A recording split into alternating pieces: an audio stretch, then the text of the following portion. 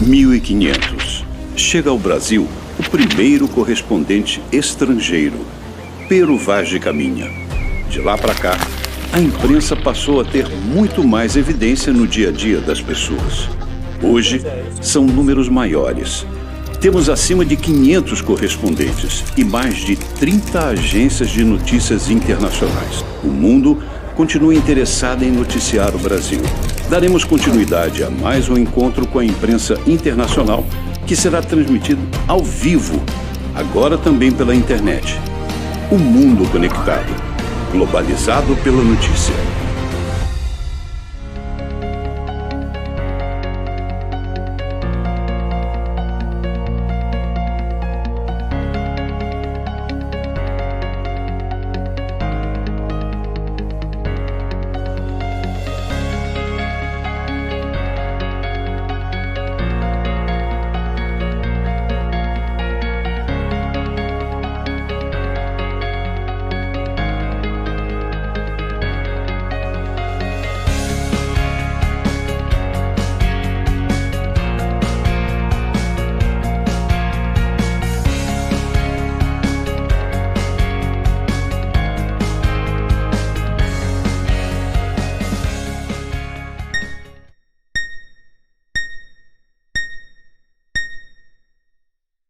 Para levar comida para a mesa de mais de 48 milhões de brasileiros que dependem de mim para ter emprego e renda, eu sou essencial. Para reerguer a economia do Brasil, já que sou responsável por 73% do seu PIB, eu sou essencial. Mesmo nas maiores adversidades, permaneci forte, busquei alternativas, me preparei, me reinventei. Eu sou essencial. Não medi esforços para estar lá quando você precisava de mim. Eu vendo alimentos, insumos, serviços, medicamentos e bem-estar para todos os brasileiros. Mas não negocio a sua segurança, nem a minha. Eu preciso de você, do seu apoio, da sua responsabilidade. Preciso que você se cuide, porque eu não tenho mais fôlego para parar. Eu sou o comércio de bens, serviços e turismo do Brasil. Eu sou essencial. CNC, federações, sindicatos. Trabalho a favor do Brasil. Bom dia, eu sou Sérgio Caringe e vamos dar início ao encontro com a imprensa internacional, hoje com a participação do ministro das Comunicações, Fábio Faria, e também do presidente da Anatel, Leonardo Euler. Acredito que o momento seja oportuno para conversarmos sobre desafios e oportunidades das comunicações, ainda mais quando temos diante de nós o que todos apregoam como a nova revolução tecnológica com a chegada do 5G. Ontem o TCU pediu mais tempo para analisar a questão dos leilões, mas acredito que o ministro deve ter novidades e detalhes sobre o assunto. Já temos agendado o próximo encontro com a imprensa internacional, apenas como lembrete para os colegas jornalistas. No dia 31 de agosto, estaremos falando sobre descarbonização do agro com o presidente da Embrapa, e no dia 14 de setembro estaremos conversando sobre a Amazônia com o vice-presidente da República, Hamilton Mourão.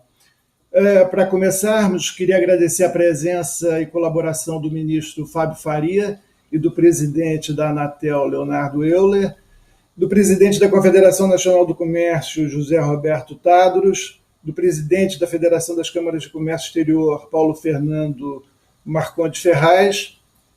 Não poderia esquecer a Associação dos Correspondentes de Imprensa Estrangeira no Brasil, que existe há mais de 50 anos pela parceria.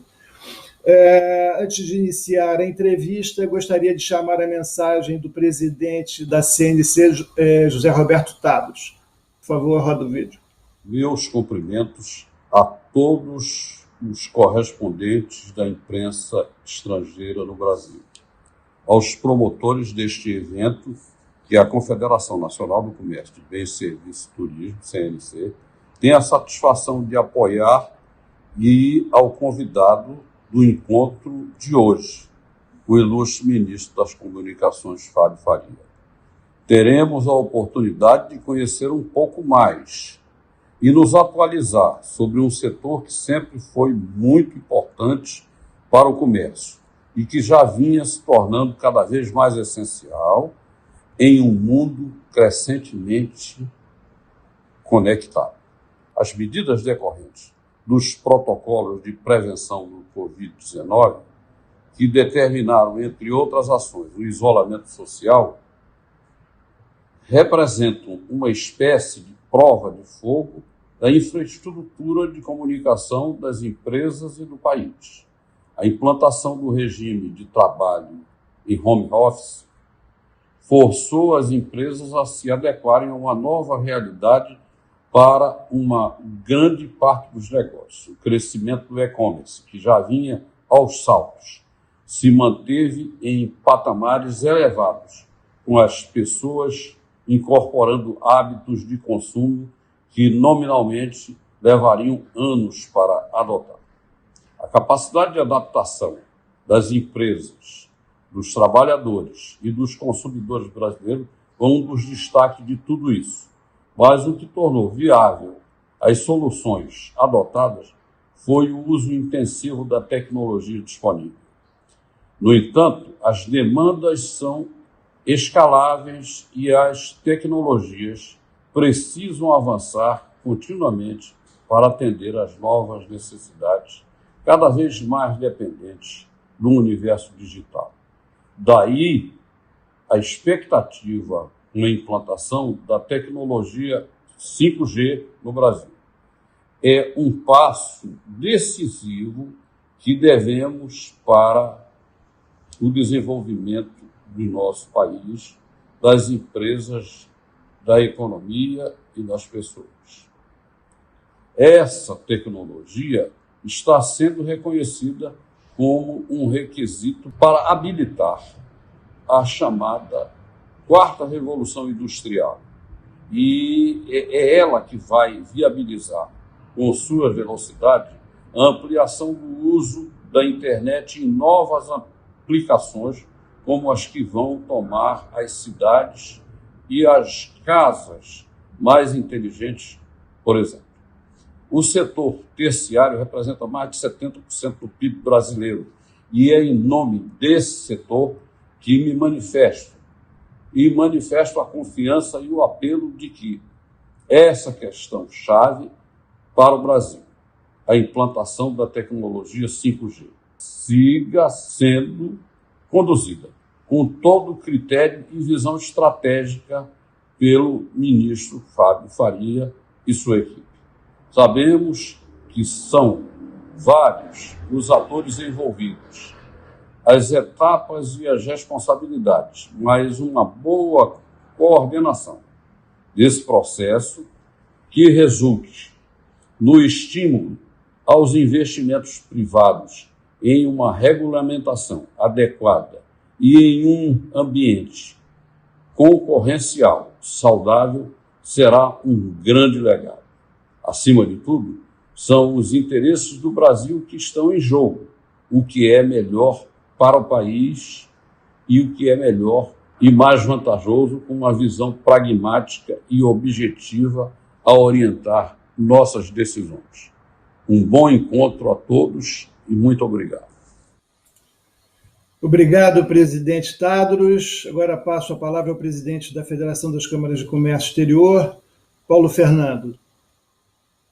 Bom, eu quero primeiro agradecer ao nosso excelentíssimo ministro de Comunicações, doutor Fábio Faria, de estar presente nesse nosso programa e a nossa organização. Eu quero agradecer também ao doutor Leonardo Euler de Moraes, que é o presidente da Anatel, acreditar ao doutor José Roberto Tadros, presidente da CNC.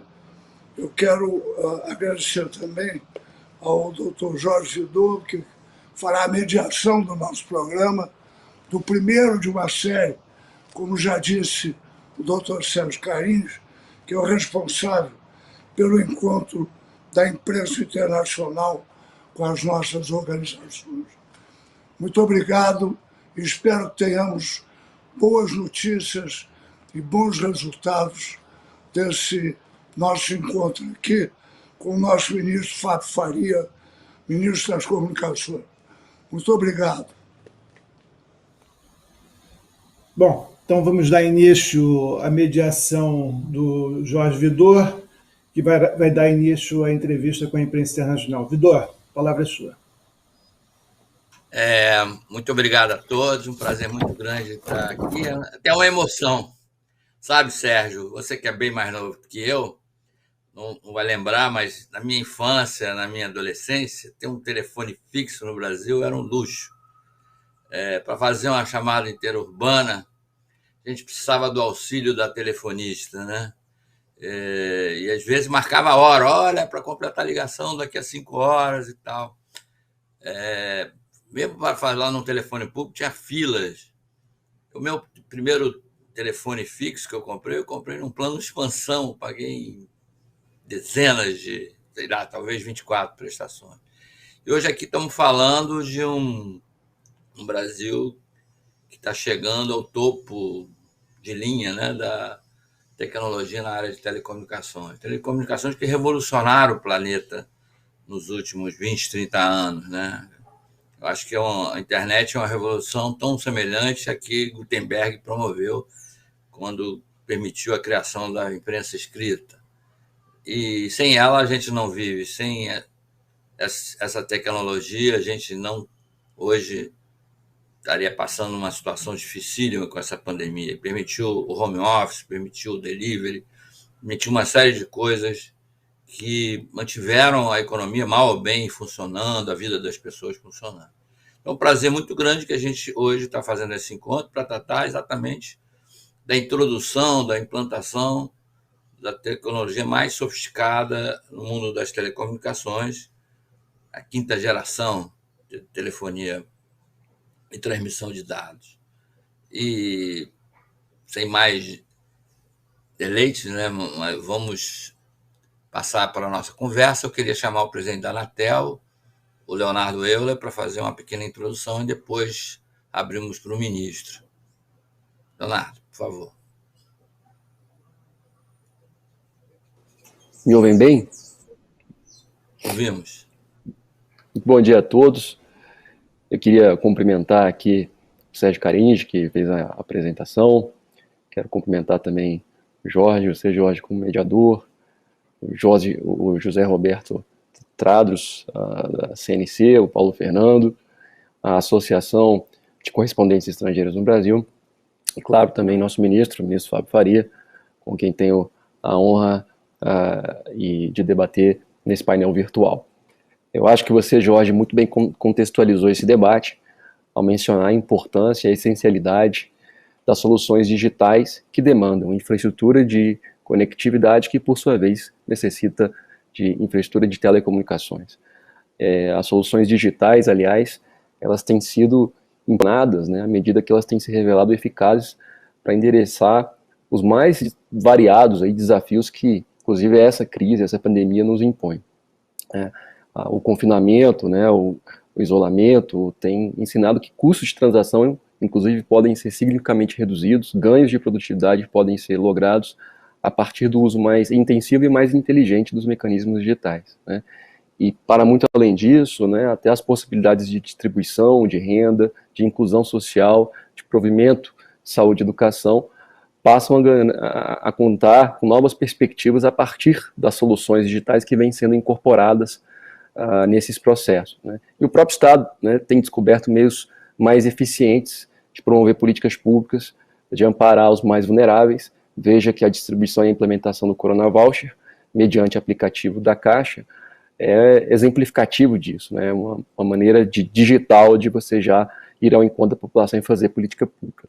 Mas dito isso, essa inclusão digital, ela passa a ser considerada não apenas uma chave econômica, né, mas uma chave social. E nesse contexto aí, se o 4G mudou a vida das pessoas, o 5G, ele certamente vai remodelar a sociedade e os meios produtivos, né? Eu sempre digo que não se trata mais de apenas mais um G, né? Nós falamos de um guarda-chuva que envolve e que potencializa várias outras tecnologias, né? Então não se trata apenas de aumento de velocidade, conforme ocorreu na transição da 3ª para a 4ª geração, né? O 5G, ou a tecnologia de 5ª geração, ela tem outras facetas, e notadamente aquelas que são relacionadas à internet das coisas, né? Tanto para a internet das coisas para fins massivos, e o agro, por exemplo, é um exemplo disso, que representa 25% do nosso PIB, a própria indústria 4.0, mas também para a internet das coisas que dependem de aplicações que requerem menor latência, que é aquela sensibilidade ao atraso, né? Aí vem desde carros conectados, desde telemedicina, questões ainda que são mais de médio e longo prazo. Agora você colocou também, contextualizou, que se a gente pensar em estágio de conectividade, a gente teve 3 fases, né? E o primeiro desafio residia exatamente naquilo que você mencionou da sua experiência, né? Conectar os domicílios, né? A partir da desestatização do setor de telecomunicações que ocorreu no final da década de 90. Agora, o próximo ciclo foi voltado para as pessoas, né? A gente deixou de conectar hoje 70 milhões de domicílios, aproximadamente, e a gente passou a conectar praticamente 210 milhões de brasileiros.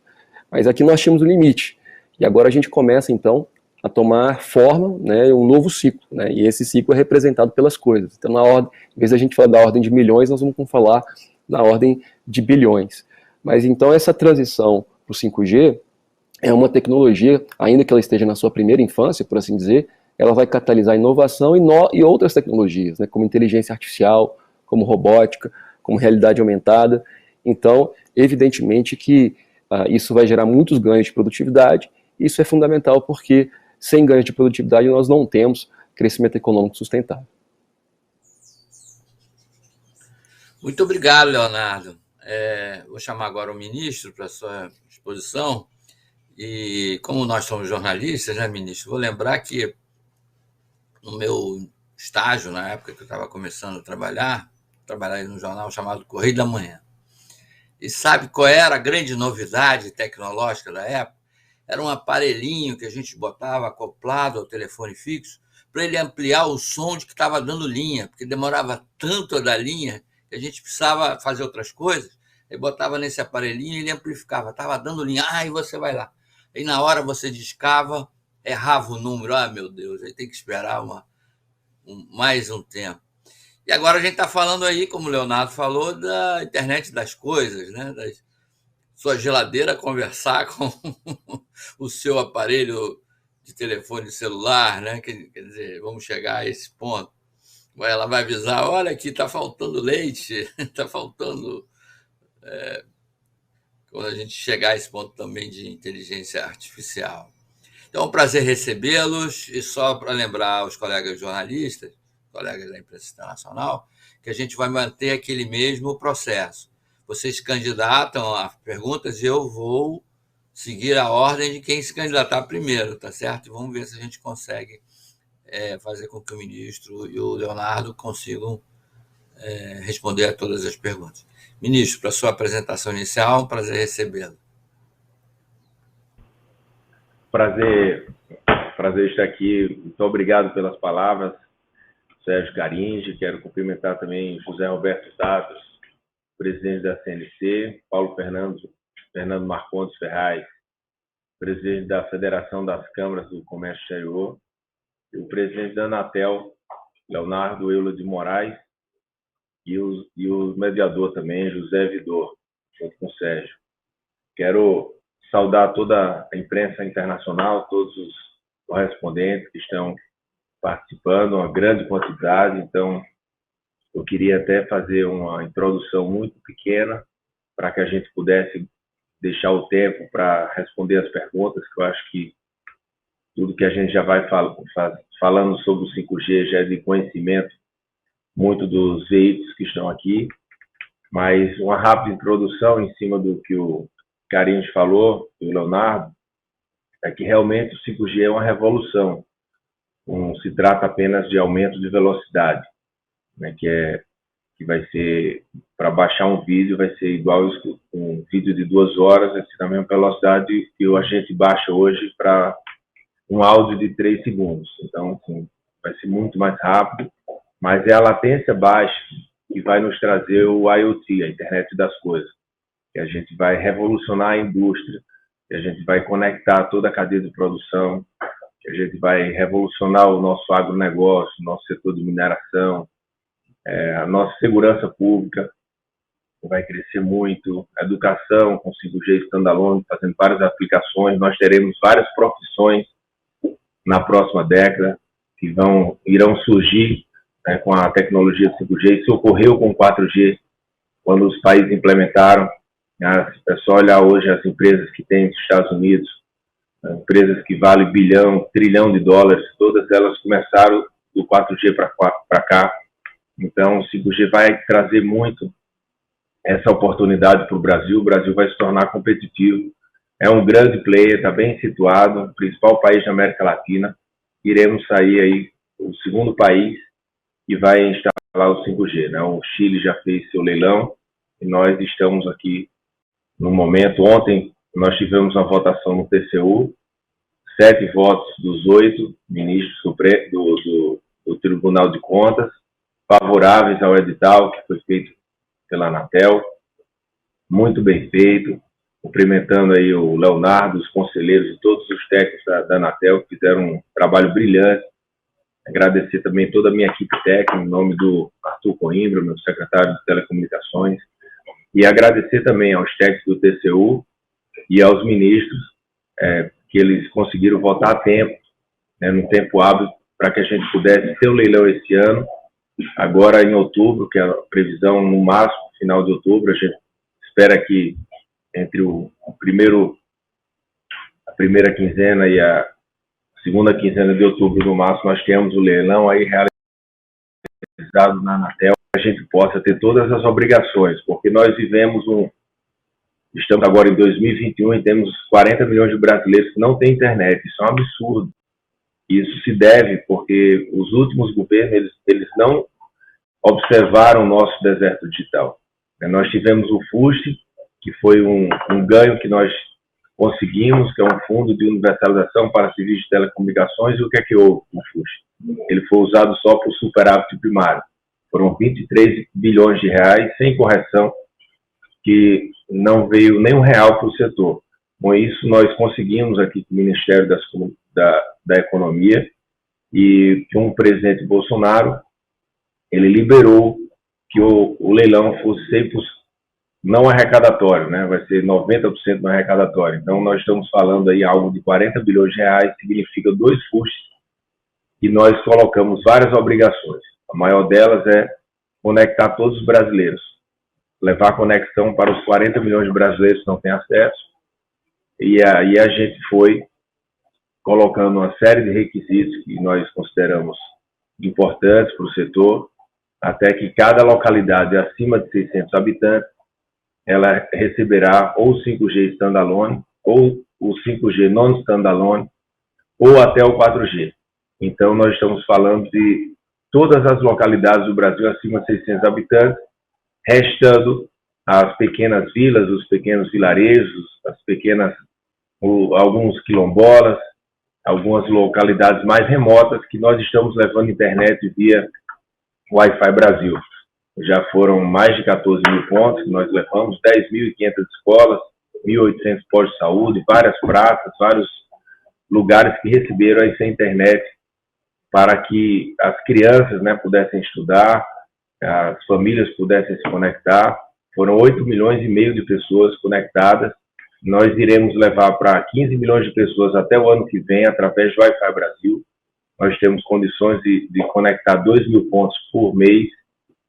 É um programa que a gente considera muito importante aqui para o Ministério, porque a gente consegue fazer de uma forma muito rápida e isso tem gerado uma satisfação muito grande das pessoas que estão buscando por internet. É como se levasse água para casa, para uma cidade que não tinha água. Antigamente, quando a gente levava água para uma cidade do Nordeste, era muito emocionante, né? Você via ali pessoas que passavam a vida inteira tendo que buscar água, andando 20, 30, 40 quilômetros com balde nas costas, esperando um carro pipa para deixar água. Hoje essas pessoas estão ansiando por internet, estão ansiosas, elas estão querendo se conectar. Chega a internet, o filho estuda, a mãe aprende a fazer bolo, começa a vender bolo, já ganha um dinheirinho extra, o pai também. Então isso vai trazendo também um certo ganho para a família. Nem precisa falar do nosso setor, né, o nosso agro com 5G, né, nós temos no Brasil 30% do agro apenas conectado, porque o 4G ele conectava pessoas, ele não tinha interesse em localidades que eram menos populosas, mas o 5G vai atingir isso. Então, eu queria só fazer essa pequena introdução e falar que estou aberto para as perguntas. Me concentrei mais no 5G, nem falei sobre Correios, que está no Senado, aprovamos na Câmara. Se quiserem também perguntar sobre qualquer assunto aqui do Ministério, mas como é um assunto que está aí no Spotlight, foi ontem a votação, né, e nós teremos na semana que vem pedido de vista, que vai ser na próxima quarta-feira. Eu falei um pouco mais sobre ele, mas me coloco à disposição aqui para qualquer pergunta sobre qualquer tema que envolva aí a nossa live. É um prazer enorme estar aqui com você. Ministro, certamente as pessoas vão querer também saber sobre a privatização do Correio, mas vamos pegar o tema que está mais no momento, no momento que é exatamente o 5G. Eu queria até abrir a série de perguntas. Como a gente está aqui no encontro com a imprensa internacional, ministro, obviamente que essa discussão de 5G envolveu também questões de política externa do Brasil. Hoje, os principais fornecedores de equipamentos para a instalação do sistema 5G são duas empresas europeias e uma chinesa, né? E havia uma grande discussão se a China talvez pudesse ter o domínio desse mercado, um mercado como o Brasil, e essas questões geopolíticas acabaram interferindo, e inclusive com uma certa pressão americana para que o Brasil criasse alguma dificuldade, talvez, para os chineses participarem. E pelo que eu vi hoje no noticiário, né, a imprensa reproduziu isso, de que o edital que vem aí, por exemplo, cria algum tipo de barreira para que os chineses não participem, por exemplo, da rede exclusiva que o governo vai ter, né? O governo vai ter uma rede privada de 5G. Só podia falar um pouco disso?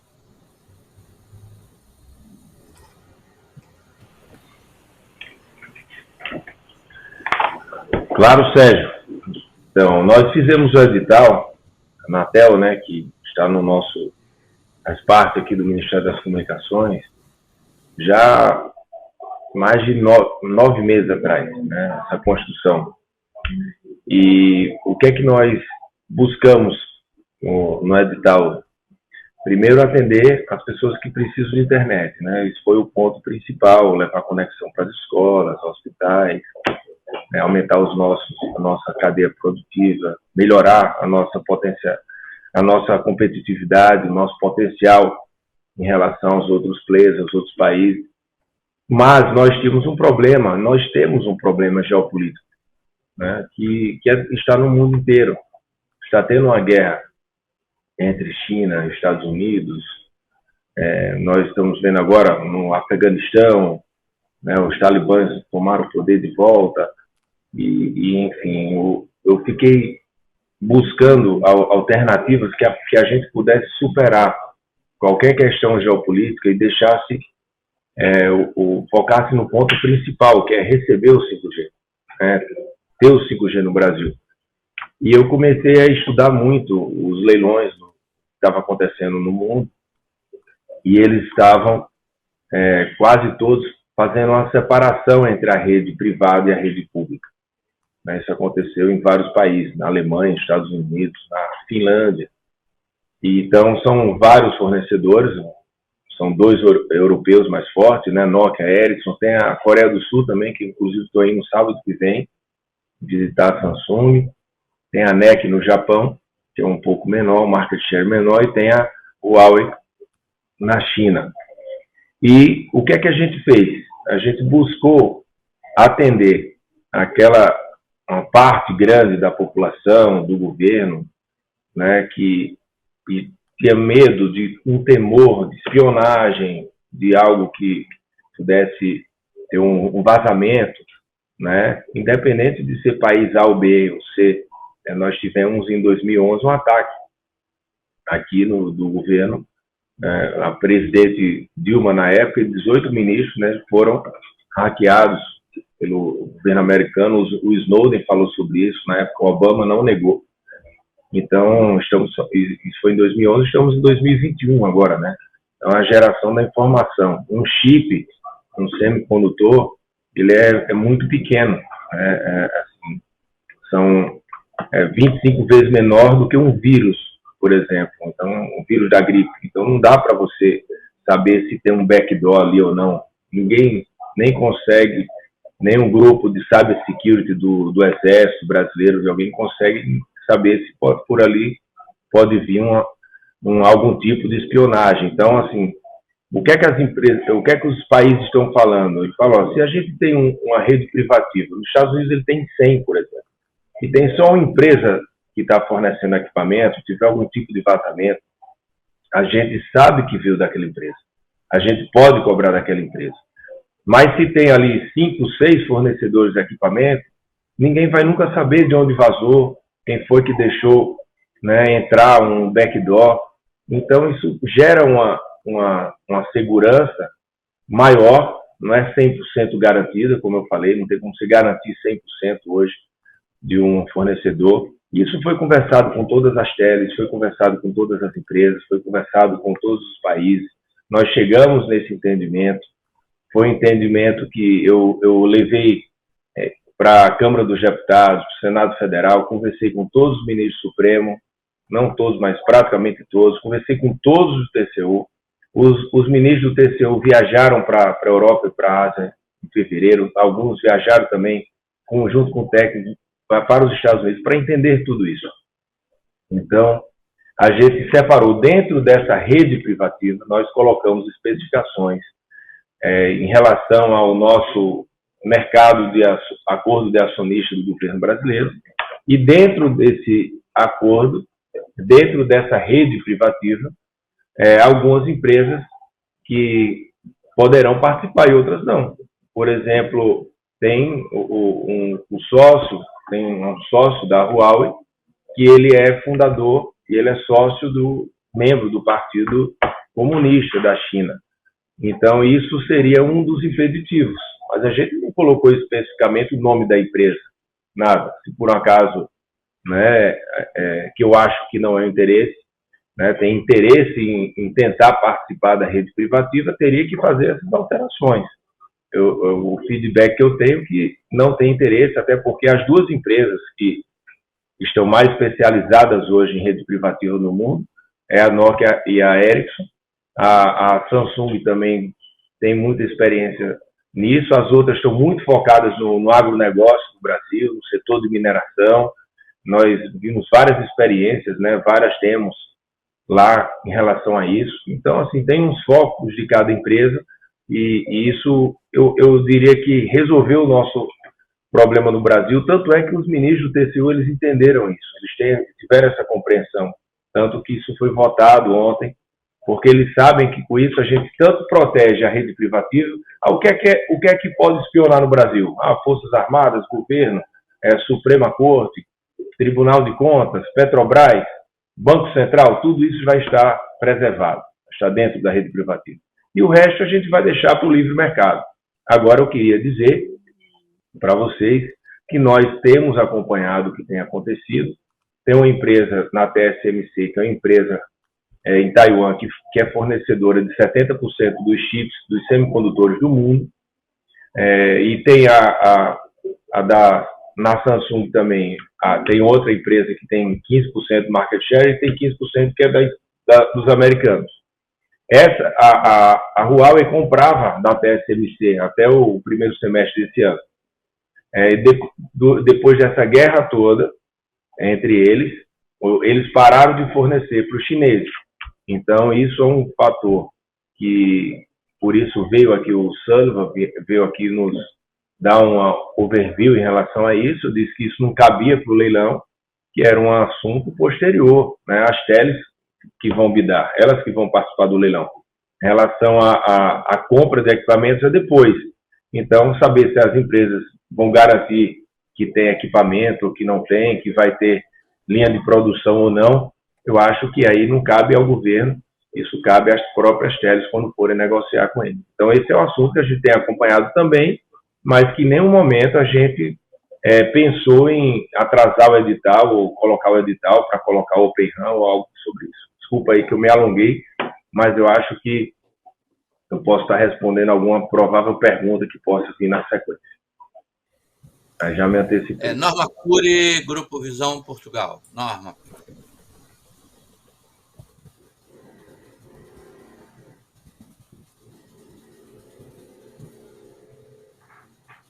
Bom dia, ministro. Eu vou começar perguntando exatamente sobre essa linha privativa, porque que o governo exigiu, porque parece que isso é que atrasou ontem, né? E é o que o TCU estava mais preocupado sobre essa linha privativa, que junto com a conectividade com a Amazônia exigida também vai aumentar, o processo vai ficar 2 bilhões mais caro para as operadoras. E nós já estamos com 2 anos de atraso do 5G aqui, não é? O senhor acha que essa proposta vai atrasar mais, além de outubro, que o senhor determinou que seria implantado o 5G aqui? Essa é a primeira pergunta. A segunda seria sobre a mídia. Eu queria que o senhor me dissesse a sua opinião sobre a mídia e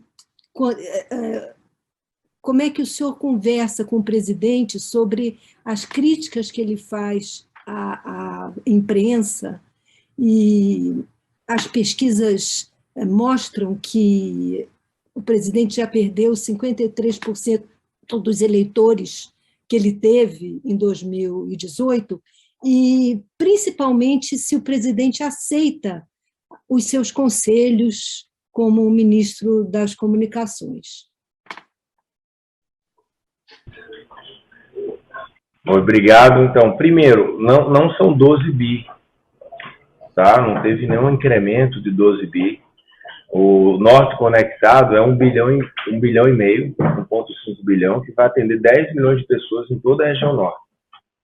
Vai cortar a região norte de ponta a ponta.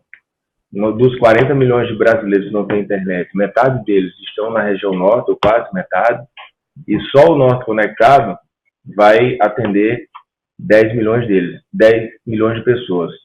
O que o TCU entendeu, a equipe técnica, é que foi divergido do pensamento da economia, era sobre investimento cruzado. Eles achavam que esse dinheiro tinha que entrar no governo, ir para a União, e depois a União devolver o dinheiro para fazer esse investimento. O FUSH, os 23 bilhões que entraram no FUSH, nunca voltou para o setor. O recurso nunca voltou. E em relação a isso também, o ministro Tarcísio de Infraestrutura, todos os leilões que ele tem feito, ele tem feito investimento cruzado, e o próprio TCU tem aprovado. Então, já tinha essa jurisprudência no TCU, por isso que os ministros votaram. Em relação à rede privativa, também é 1 bi, é 1 bilhão de reais de cap. Então, não tem esse valor. Nós estamos falando de 2,5 bilhões que já estavam dentre os valores, né, das obrigações. Isso aí praticamente representa menos de 5% do valor da outorga, de todas as faixas. Então, não tem nada que comprometa em relação a isso. Apenas era um debate político, um debate geopolítico, um debate técnico em relação... E eu acredito que todos os países daqui para frente, e os últimos agora, que realizaram o leilão e que vão realizar, eles vão usar a rede privativa. Isso vai virar um case para todos os países. Fazer um box de público e o outro privado. É para aumentar a segurança ali dos entes, né? E não é só, isso não é para o governo A, B ou C, porque isso vai durar aí 10, 15 anos. Então, todos os governos que entrarem, presidente de banco, presidente de Petrobras, os ministros que mudam do Supremo, os congressistas que mudam, eles vão ter direito a usar essa rede privativa, vão ter o telefone deles também para falar com todo mundo, né? Então, isso muda. Em relação à mídia, existe existe, por parte do presidente, primeiro que ele não acompanha pesquisa, não gosta de pesquisa. Desde quando eu assumi, que foi em junho do ano passado, o leilão não estava atrasado 2 anos, porque eu assumi tem 14 meses, né? No meio da pandemia, todos os testes estavam cancelados, a gente conseguiu realizar agora a votação no TCU e vamos votar lá. Então, assim, não tem em relação, ele não trabalha vendo pesquisa. As críticas que ele recebe da mídia diariamente também são enormes, né? Então eu diria que muitas vezes tem as pessoas que são adversários do presidente só vê as críticas que por um acaso ele fala da mídia, mas quem está do lado dele também às vezes só vê as críticas da mídia em relação a ele. Eu procuro mostrar um pouco os dois lados, né? Tentar mostrar que às vezes tem notícias que saem são positivas, ou às vezes as críticas são muitas vezes que nós consideramos injustas. Nós sabemos que vivemos hoje uma guerra de versões, não no Brasil, no mundo inteiro, né? Cada um tem a sua versão, cada um tem a sua narrativa, e muitas vezes as pessoas que são fora desses núcleos, elas não se comunicam com os outros núcleos. A gente tem visto briga em grupos de WhatsApp, de família, de amigos, de tudo, porque as pessoas estão perdendo o senso de tentar ouvir uma pessoa que pensa diferente delas. E isso está ficando muito perigoso, né, no Brasil. Acho que a gente tem que trabalhar para acalmar isso. Meu trabalho, a minha função, porque eu sou assim, eu gosto de tentar moderar, de tentar ouvir, de tentar conversar, mas realmente está um momento muito difícil. A campanha está anteciparam a eleição, né, o julgamento do Supremo, o Lula que estava inelegível, né, com vários processos, tiraram os processos dele, deixaram ele elegível, então ele voltou a ser candidato. Isso dividiu o país, né? Muitos candidatos que pensavam em terceira via nem pensam mais, né? Ficou um lado Bolsonaro, um lado Lula, e assim, isso tem atrapalhado um pouco o que a gente tem tentando produzir. Mas é isso, eu sempre trabalho para tentar moderar, mas muitas vezes realmente também a própria mídia ela passa do ponto, tanto é que algumas vezes, inclusive, elas mesmas, né, fizeram alguns comunicados dizendo que errou. Eu fiz alguns posts em alguns momentos também que até eu ultrapassei o meu limite, né? Assim, todos nós erramos em algum momento, e a ideia é que a gente possa reestabelecer o diálogo no Brasil. Bom, agora Lisandra Paraguaçu, da agência Reuters, por favor. Bom dia, ministro. Tá. Bom dia, ministro. Estão me ouvindo? Oi, Lisandra, estou ouvindo. Bom dia. Oi, tudo bom? Bom dia, ministro. Sobre a privatização dos Correios, eu queria saber qual é a perspectiva do governo quando para aprovação e quando esse leilão pode estar na rua também. Sobre o 5G, assim, o leilão já foi atrasado algumas vezes, né? O senhor queria fazer no primeiro semestre ainda, passou para julho, agora está em outubro por causa dessa decisão do TCU.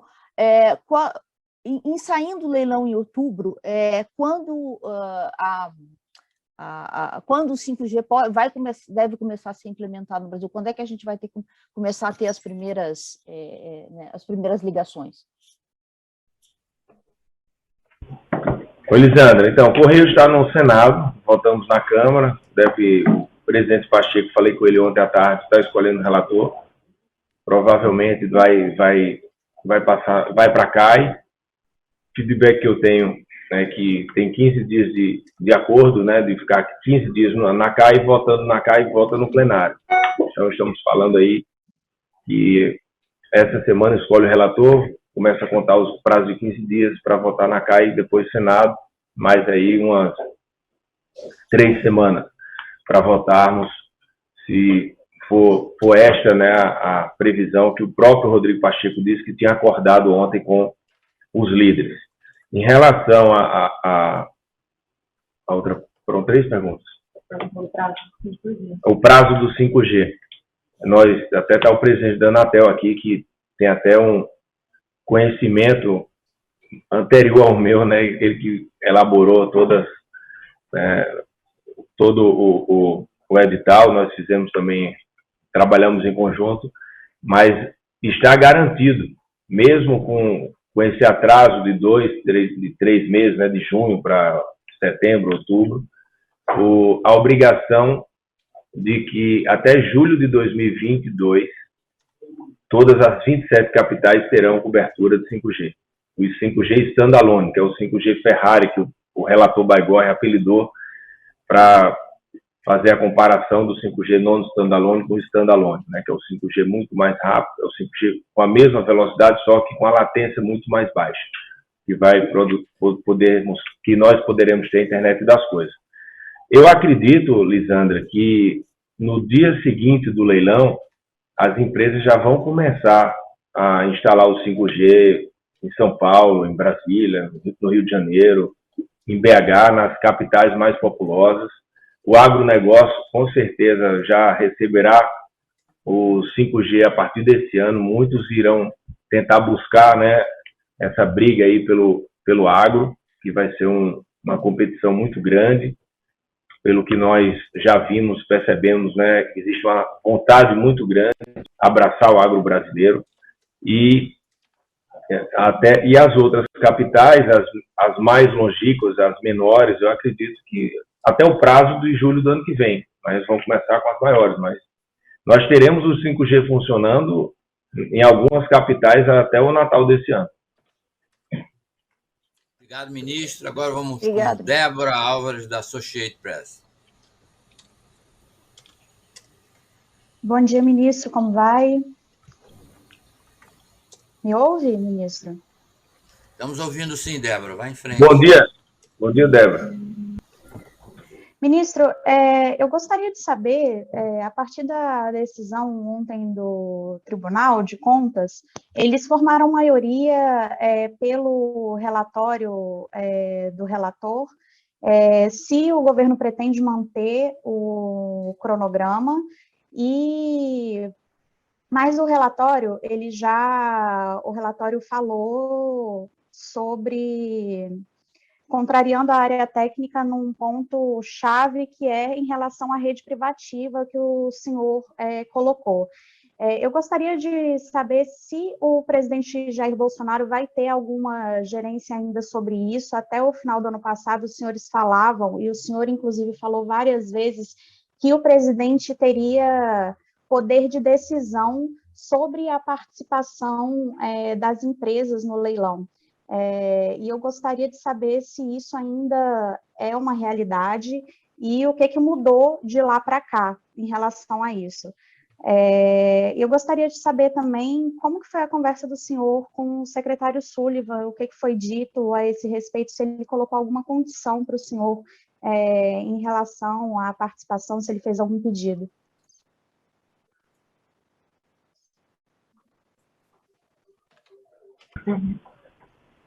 Oi, Débora. Então, nós iremos manter, sim, o nosso cronograma. A votação, até porque dos 8 ministros votantes, a presidente só votaria em caso de empate. Então, tinham 8 aptos a votar. Já são 7 votos. Todos os 7 votos, eles votaram com o relator. O relatório foi muito bem feito. O ministro Carreiro, o relator, fez um excelente relatório, se aprofundou muito no tema. Ele que pôde ir para os Estados Unidos, principalmente para conhecer sobre rede privativa. A gente passou lá 4 dias visitando e conhecendo as redes privativas americanas. Nós fomos no Homeland Security, Departamento de Defesa, enfim, vários órgãos, dia. Aí visitamos a FirstNet, fomos em várias empresas, AT&T, e ele adquiriu uma expertise muito grande sobre esse tema e viu a importância disso para que nós possamos ter também no Brasil o mesmo formato que os grandes países estão fazendo. Em relação à visita do Sullivan, a visita foi principalmente para falar do Open RAN.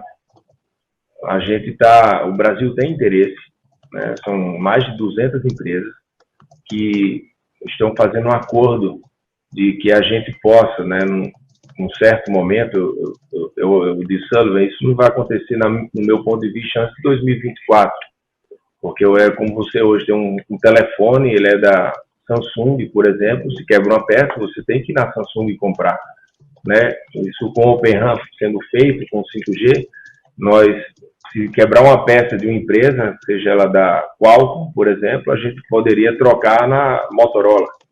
Então, eles teriam que fazer todo o acordo de cooperação para começar a linha de produção, né? Então, assim, o Brasil se mostrou favorável em relação a isso. Nós falamos que o edital já estava pronto, né? Estava para ser votado, e ele veio nos dar um panorama sobre em relação ao que eu falei sobre os chips, sobre os semicondutores, o que tinha acontecido com a TSMC, que a TSMC tinha parado de fornecer para a China.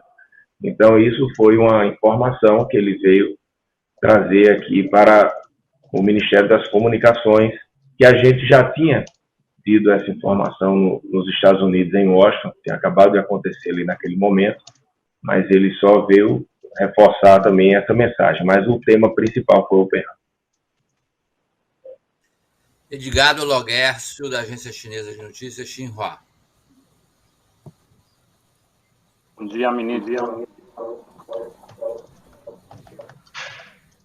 Ministro, minha pergunta tem a ver com o formato final que adotou o leilão, no sentido que, claro, pela natureza do assunto, estamos falando de uma decisão de Estado, e como o senhor falou, houve todo um diálogo com os diferentes poderes, o Congresso, etc. Então, queria lhe perguntar, pedir uma avaliação de qual de apoio das diferentes políticas ao formato da decisão. Volta um pouquinho, eu tive um gap aí que ficou mudo. Se puder voltar um pouquinho a pergunta. Começo de novo, então. No começo eu peguei, só o último minuto. Não, eu queria pedir uma avaliação a partir do diálogo para a formatação do leilão. O senhor é um político, tem diálogo com todas as... Qual é a sua avaliação de apoio por parte das diferentes forças políticas aos alinhamentos principais do leilão? Cortou de novo. Aqui. Se puder repetir de novo, desculpa, mas está cortando. Então, sinteticamente, a pergunta é: como avalia o senhor o apoio político das diferentes forças, das principais forças políticas brasileiras ao formato que adotou o leilão, a perspectiva que adotou o governo brasileiro? Eu acredito que o Eduardo, né, que o leilão, ele não pode, eu disse ontem e disse várias vezes, o leilão não é político. Nós estamos trazendo uma tecnologia para o nosso país.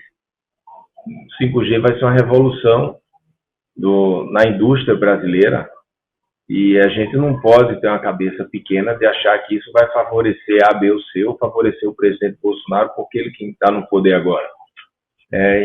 Se for dessa forma, nenhum presidente vai conseguir fazer nenhum leilão, né?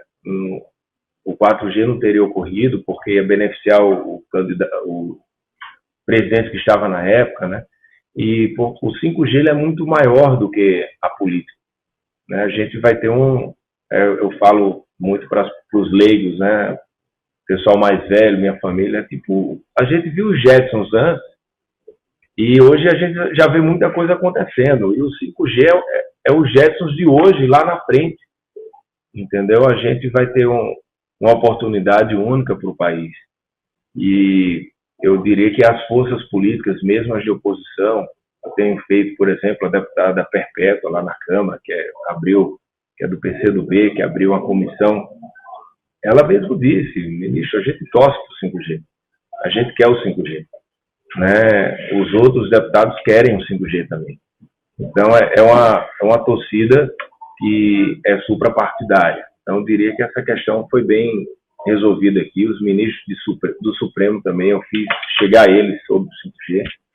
E também a várias pessoas que eu considero de grande importância e relevância que perguntou sobre o tema, e é um tema que está bastante mastigado aqui no governo e no entorno aqui em Brasília.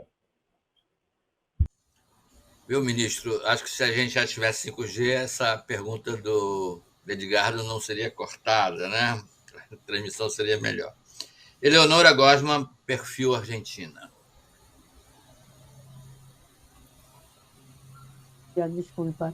Eu queria saber o seguinte, se o ministro, se o governo pensou em ter alguma conversa com o governo argentino para ir acertando, não sei se é importante ou não, mas ir acertando alguma coisa sobre a 5G, né?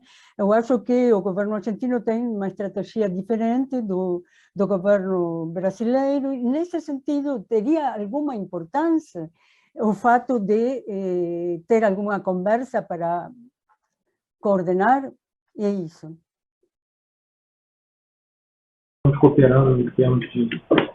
Então, eu já, inclusive, recebi o embaixador Scioli.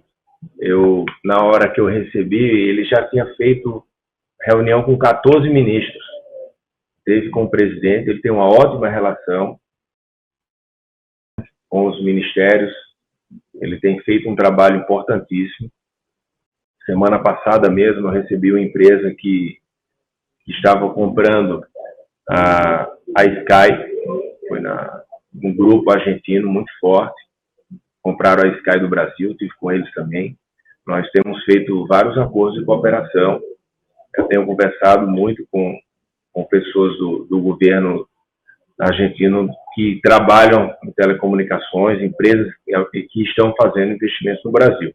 Então, assim, sobre o nosso leilão, não, porque não tem por que a gente conversar com outro país em relação ao leilão no Brasil, porque nós temos uma geografia, né, diferente deles, e, enfim.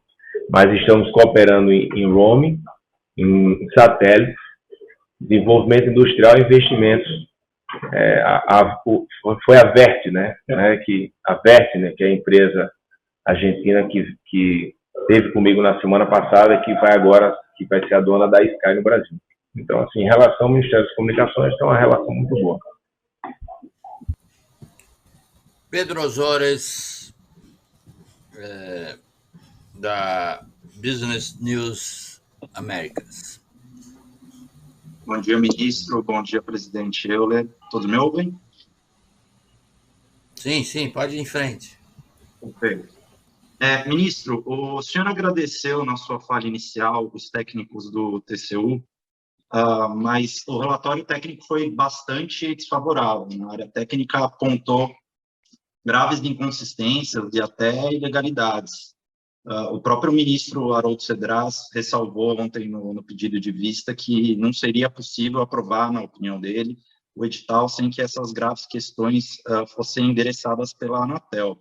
Acho que essa primeira pergunta é tanto para o ministro quanto para o presidente Euler. A Conexis também mantém ressalva sobre os projetos PAIS e o projeto de rede privativa. Minha segunda pergunta nesse sentido, ministro, sobre as questões de segurança de dados dentro do governamental. Eu queria saber quais são especificamente as evidências ou indícios de que determinadas empresas, por exemplo, Huawei e ZTE, e não outras, têm fragilidades cibernéticas significativas. Vale dizer que o SERPRO, por exemplo, contratou recentemente este ano, inclusive, redes da Huawei. E o senhor também disse que vários países devem fazer projetos de redes privativas no âmbito de seus leilões de espectro, mas o Chile não o fez, e outros países da América Latina que também estão trabalhando nos seus processos licitatórios não estão contemplando até o momento isso. Eu queria que o senhor comentasse um pouco esses dois tópicos, por favor. Leonardo, quer começar com a primeira, em relação às divergências do Eu começo, ministro. Obrigado, Pedro, pela pergunta. Primeiro, acho que é importante esclarecer que essa dinâmica processual entre a Anatel e o TCU é a regra na avaliação dessas minutas de editais de direito de uso de radiofrequência, né? E editais pretéritos tiveram um exame semelhante. Primeiro, registrar também o nosso profundo respeito e pela compreensão distinta acerca de determinados aspectos pontuados pela área técnica do TCU. Agora, o que eu entendo é que essa contraposição de diferentes perspectivas técnicas, ela, entre esses órgãos, que são órgãos de Estado, é uma expressão natural das suas competências, né? Agora, nós reconhecemos também a importância do diálogo, né? E, com certeza, o edital é aprimorado em medidas que foram propostas pela área técnica, acatadas pelo relator. Evidentemente, no âmbito da precificação do edital, por exemplo, a Anatel é uma referência mundial para a Organização das Nações Unidas, né? Tem como órgão mais antigo a União Internacional de Telecomunicações.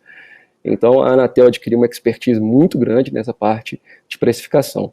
E as políticas públicas desenhadas que foram incorporadas no edital, porque cabe ao Ministério esse desenho, a Anatel devidamente colocou no edital, porque cabe a ela fazer essa implementação. O que eu acho importante dizer aqui é que quando destacar muito rapidamente aqui, já passar a palavra ao ministro, é que esse edital ele tem um viés claramente não arrecadatório e ele leva muitos investimentos que precisam ser realizados. Vou citar apenas alguns, tá? Além da rede privativa, que é um assunto de segurança cibernética, é um dos principais temas da nossa atualidade, tem, por óbvio, a questão do norte conectado, né, das infovias, e a gente vai falar de 1,5 bilhão de reais para isso, e a própria preservação da Amazônia, o próprio desenvolvimento da Amazônia também depende de conectividade. Além disso, nós estamos conectando quase 10 mil vilas, povoados, aglomerados que hoje não têm nenhuma cobertura de telefonia celular de qualquer geração. Nós temos ainda cobrindo mais de 27 mil quilômetros de estradas federais, com 4G nesse caso, e isso é fundamental para o escoamento da produção agrícola, fundamental para o escoamento da produção industrial, privilegiando inclusive rotas de integração apontadas pelo Ministério da Infraestrutura. Além disso, isso contribui extremamente para o agro brasileiro, como eu falei, e para muitas outras áreas. Nós também temos obrigações relacionadas à TV aberta e gratuita em função das parabólicas, isso vai aprimorar muito a recepção do sinal de pessoas que vão passar a ter um sinal digital, que não tem a TV terrestre digital. Então, é um leilão que ele realmente não está atrasado, na minha visão, porque mais importante do que fazer o leilão 6 meses atrás ou agora é a quantidade de espectro que nós estamos disponibilizando. O 5G, para fazer valer todo o seu potencial, é fundamental a quantidade de espectro. E esse é o maior edital da história da agência, pela quantidade de espectro que está sendo disponibilizado. Então, mais importante do que 6 meses, do que até 1 ano, porque os países ainda estão implementando o 5G. E tem uma questão também, quanto essa implementação ocorre também em outros países, a escala nos equipamentos e, com certeza, a economicidade da implantação das redes aqui é aprimorada. E, além de espectro, também a gente precisa lembrar que a gente tem feito um trabalho muito grande com os municípios brasileiros para que haja menos restrições à instalação de infraestruturas, seja passiva ou ativa, em termos de antenas e torres. Por fim, a gente também precisa de fibra. E não por acaso, esse edital está levando infraestrutura de transporte de capacidade, a gente fala isso em termos técnicos, backhaul, fibra, até a sede de mais de 600 municípios brasileiros que não contam com essa infraestrutura. Então, todos esses compromissos de investimento, eles certamente vão gerar uma externalidade positiva e um efeito multiplicador sobre a economia brasileira, sem falar de inclusão digital. Mas, dito isso, eu passo a palavra para o ministro. Obrigado, presidente. Então, Pedro, em relação a essas divergências, né, assim, eu estava aguardando sempre o voto dos ministros, né? É igual aqui, nós somos parlamentares, eu estou licenciado, nós temos toda a nossa equipe técnica, que muitas vezes divergem de nós, né? E a gente leva o voto para o plenário. E nunca vi que uma matéria dizendo que o o parlamentar votou divergindo da sua equipe técnica, né? Até porque a maioria dos pontos, na maioria das obrigações, eles foram favoráveis. Esses 2 pontos eram os 2 pontos que nós tínhamos desde o começo. Nós sabíamos que ia ter divergência, que era a rede privativa e o norte conectado. Não tenho nenhuma dúvida da necessidade e da importância dos dois, que são muito importantes para o Brasil. Olha quem tem já rede privativa, vou citar aqui alguns exemplos. Os países que já adotaram a rede privativa: Estados Unidos, Austrália, Finlândia, Reino Unido, México, Arábia Saudita, Canadá, Coreia, Japão e China. São alguns exemplos aqui. Eu diria que a maioria dos países que eu tenho conversado com o ministro das telecomunicações dos países e empresas também, fornecedoras, todas estão falando que é uma tendência que ocorra, independente que o Chile não fez, ou algum outro país da América do Sul não pretenda implementar, mas os grandes países estão implementando sim. Isso vai ser uma tendência muito forte. E a gente não colocou o nome de nenhuma empresa em relação à rede privativa. Nós não colocamos, nós colocamos especificações que a gente desenvolveu aqui, né, junto com a Emicom, junto com a Anatel, que a gente meio que copiou um pouco, né, o que está sendo feito em relação em outros países, e a gente copiou o modelo, né, e nós fizemos várias melhorias aqui, e como eu falei, foi aceito por todos. Eu tive o cuidado de, nesse processo, conversar com todas as teles, né, a gente fez conversas com várias empresas, então isso foi feito, não foi feito numa sala fechada aqui do Ministério das Comunicações, não. A gente levou ao conhecimento de muita gente para tomar essa decisão. Então, eu diria que foi uma decisão política e técnica muito acertada, e vai ajudar muito para que a gente evite, né, muitas vezes guerras judiciais, enfim, que a gente possa ter aí uma série de problemas que nós estamos acompanhando, tendo muito, né, no Brasil. Então, foi uma saída geopolítica muito importante que vai nos ajudar. Thierry Augier, da Latin Finance. Bom dia, ministro. Para resumir, o senhor pode dar uma ideia do volume de investimentos que a gente pode esperar, que o Brasil está esperando para esse leilão do 5G, e como vai ser certamente um volume muito importante, se já tem previsto um financiamento para as empresas vencedoras do BNDES ou outras fontes de financiamento. E se o senhor me permite, uma outra pergunta sobre os Correios, se o senhor espera um volume muito grande também para o leilão, e se já tem operadores estrangeiros que estão se posicionando para essa privatização. Muito obrigado. Obrigado. A Anatel, a precificação ficou do leilão 45,7 bilhões, onde 37 bi serão investidos, né, no setor, serão para investimentos, e 8,7 bi que é de arrecadação de outorga, né, para a União. Então, nós temos essa expectativa, né, mas isso vai ocorrer aí dentro dos próximos 60 dias, e que a gente vai ter ideia total aí do número de investimentos. Mas isso aí foi feito já, e junto a Anatel também e o TCU também. Então, em relação aos Correios, eu não tenho conversado com nenhuma empresa antes de aprovar no Senado. Eu tenho evitado. Primeiro vamos esperar a aprovação no Senado, depois da aprovação no Senado, aí que a gente vai começar a desenvolver esse processo. Não tenho dúvida, devido à posição geográfica no Brasil, ele é estratégico, e que várias empresas, tanto estrangeiras como empresas nacionais, terão interesse nos Correios. Mas não quero falar com nenhum antes da aprovação do Senado. Ministro, qual vai ser o financiamento para o 5G? Não vai faltar dinheiro. Todas as nossas viagens que eu fiz, eu dividi uma parte da agenda para falar com fundos internacionais, né, com investidores, com bancos.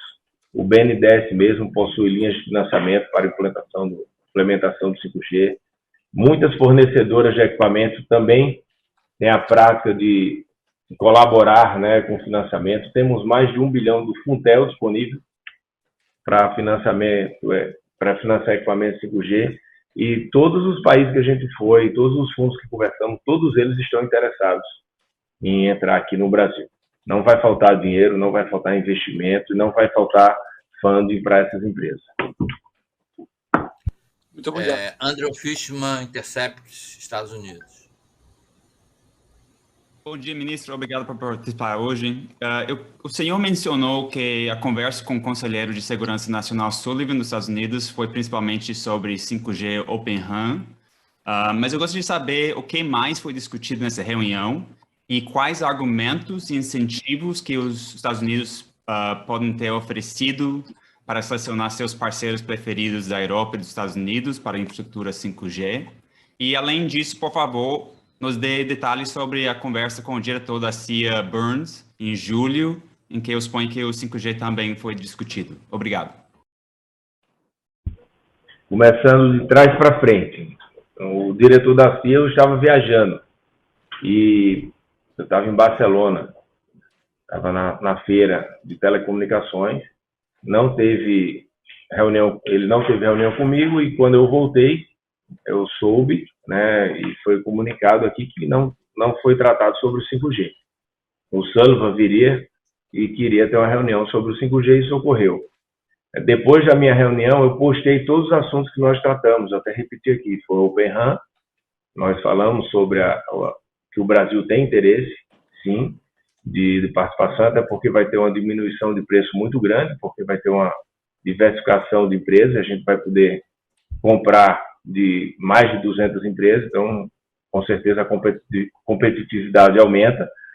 E ele veio nos trazer informação sobre os chips, os semicondutores. Essa questão que a TSMC, que representa 70% do market share de semicondutores do mundo, tinha parado de fornecer para a China.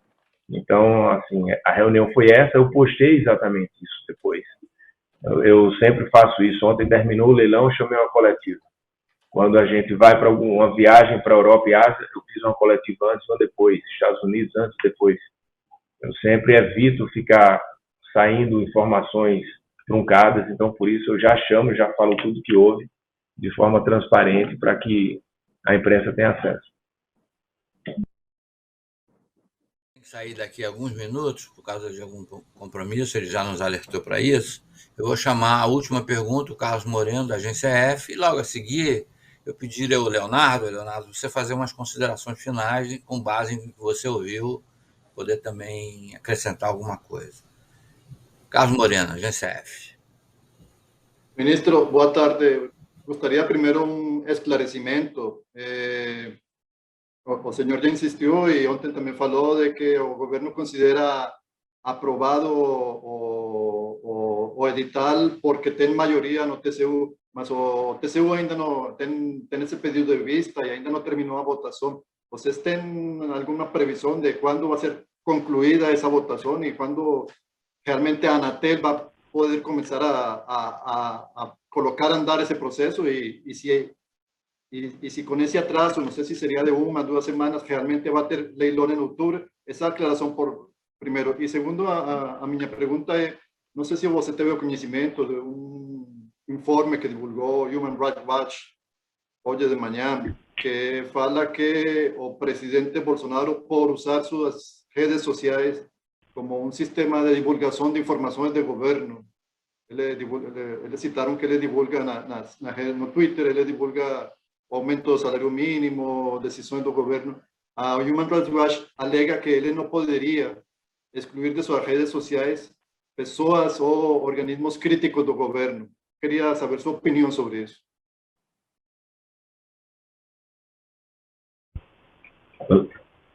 Então, o pedido de vistas foi por 1 semana. Nós não comemoramos a vitória, nós comemoramos que são 7 votos, temos 7 votos de 8. Óbvio que temos total respeito pelo TCU e vamos esperar o resultado final, mas com muita confiança, já que tem um pedido de vista de um ministro e vai votar na próxima quarta-feira, porque foi feita uma votação sobre o prazo das vistas e foi votado uma semana. E assim, eu não vi esse artigo que saiu hoje, esse material que saiu hoje. Pedi aqui para mim aqui. Estou vendo agora. Mas o presidente Bolsonaro ele foi eleito com a internet. Ele se comunica diariamente com a internet, responde os seguidores, ele conversa e, enfim, ele interage. E eu acho que ele defende a liberdade de expressão, né, que todos tenham direito a opiniões contrárias. É como eu estava falando, hoje ninguém consegue ouvir uma opinião que seja diferente da sua. Isso está fazendo que a gente viva um ambiente de ódio, né? Que as pessoas não estão aceitando quem é diferente. Isso é muito ruim. Então, a gente não pode dividir o Brasil em núcleos, em bolhas, em cúpulas diferentes, né? Então, isso, cada vez que a gente vai cerceando, censurando, a gente vai criando uma série de problemas, que aí o grupo que foi censurado também vai querer que censure o outro, aí vai para o outro, e uma hora um está no poder, o outro não está. Então, por isso que eu acho que a gente tem que ter realmente uma total simetria em relação a isso, uma paciência das pessoas. O Covid estressou todo mundo, muita gente perdeu emprego, muita gente ficou trabalhando dentro de casa, muita gente perdeu família, né, perdeu um pai, perdeu um tio, perdeu um amigo, perdeu um primo, uma esposa, e isso estressou a população. Só que a gente tem que separar as coisas. Nós temos um governo que tem atuado em várias frentes, tem vários ministros trabalhando com agendas importantes para o país.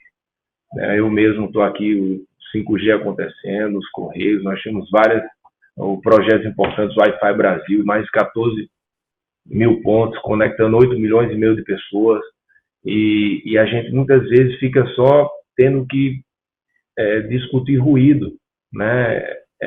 Muita fumaça, e por trás disso tem muita coisa acontecendo.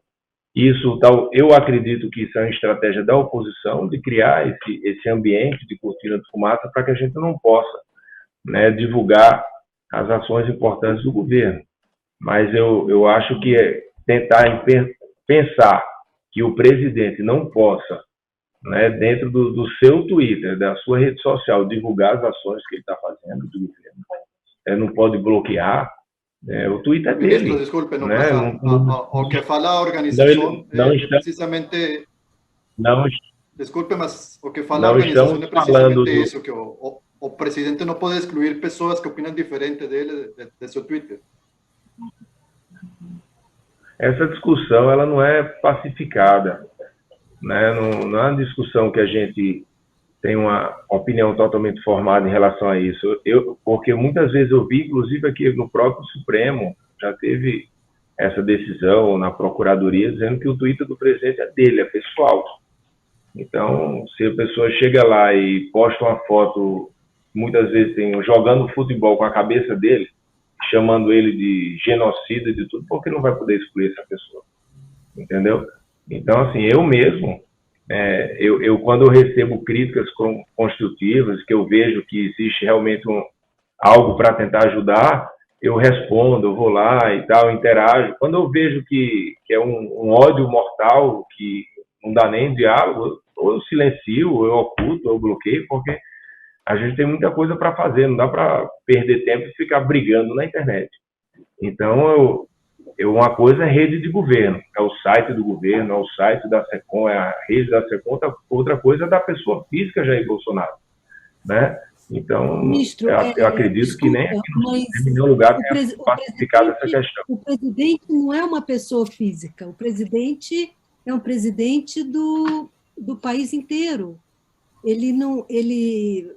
Desde que ele foi eleito, ele não é mais uma pessoa física. O que o senhor acha disso?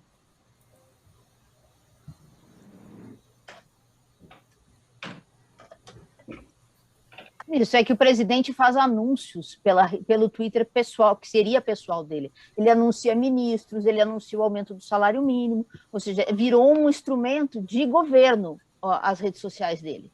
Né? Por isso, inclusive, que a Human Rights Watch alega que ele não pode bloquear as pessoas.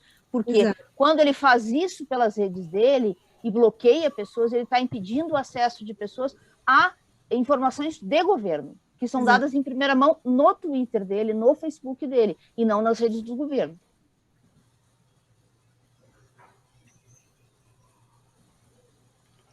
O áudio do ministro não. O presidente, quando anuncia um ministro no Twitter dele, 1 minuto depois eu anuncio no meu, a SECOM anuncia, os sites oficiais anunciam, a imprensa inteira anuncia. O Diário Oficial traz a nomeação. Então, assim, essa narrativa não pega. Não dá para falar que a pessoa que foi bloqueada pelo presidente não está tendo informações do que está acontecendo no governo. Então, assim, esse não é o ponto. Então, assim, eu gosto muito de ouvir e tentar buscar aí um caminho razoável, mas, assim, não tem como falar que a pessoa que está bloqueada sem poder ter acesso ao que está acontecendo no Brasil, porque são replicados em todas essas redes que eu falei.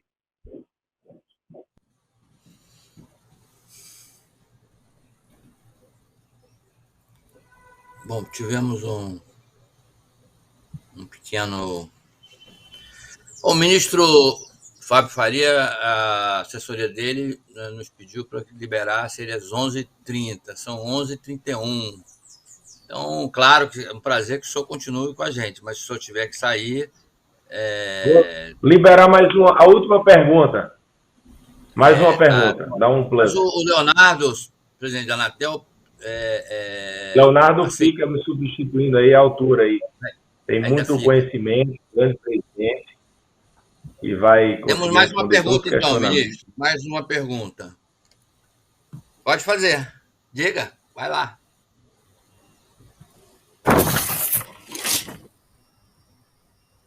Nós estamos sem o seu áudio. Você tem que liberar o seu áudio. Ministro, em todos os meus anos aqui, eu estou aqui desde 1973, sempre tínhamos encontros com os presidentes do Brasil. Quando vai ser encontro com o presidente Bolsonaro, com a Associação de Correspondentes Estrangeiros, tem a possibilidade? E que eu vi, o presidente não está tratando a imprensa com muita educação. Dá muito medo ter uma conferência de imprensa com ele. Eu vou levar sua sugestão para o presidente. Na pandemia realmente atrapalhou muito as reuniões presenciais. Nós estávamos tentando, inclusive, uma agenda na Amazônia com o chefe de Estado, né, com a imprensa. Até tem uma marcada aí, pré-agendada para começo de dezembro.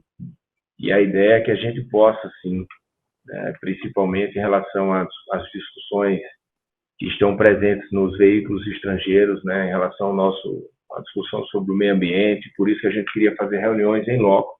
Eu já falei isso com vários embaixadores e provavelmente agora a gente possa ir retomando aos poucos.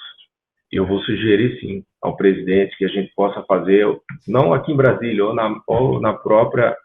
ou em Manaus, ou na própria região, né, ali amazônica, ou que a gente faça um aqui, convidar alguns para irem com a gente quer sim fazer. Isso está no nosso radar e em qualquer momento vai acontecer.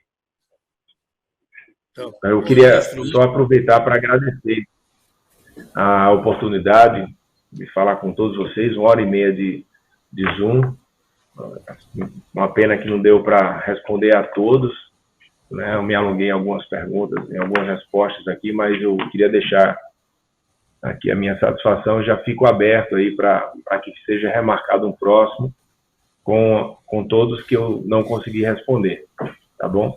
E dizer que vocês, com o presidente da Anatel, que tem feito interação muito boa com a gente, praticamente todos os dias nós falamos, ele tem um conhecimento, por ser da Anatel, né, profundo em relação ao 5G. Tenho aprendido muito com a Anatel, minha equipe toda aqui veio da Anatel, são técnicos brilhantes, e eu tenho certeza que vocês conseguirão aí fazer um grupo de debates aí muito amplo aí com o presidente Leonardo. Agradecer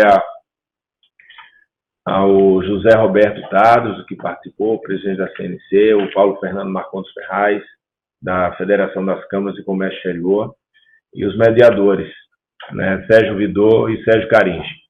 Um abraço aí, presidente Leonardo, boa sorte, e qualquer coisa a gente reagenda um próximo encontro desse com todos os veículos que eu não consegui responder. Se quiser, mandem questionamento para aqui, para o Ministério, a gente responde um a um, tenta marcar um café, de repente a gente faz um café com 3, com 4, tá bom? Eu faço questão de falar com todos vocês. Obrigado a todos e um bom dia. Obrigado, ministro.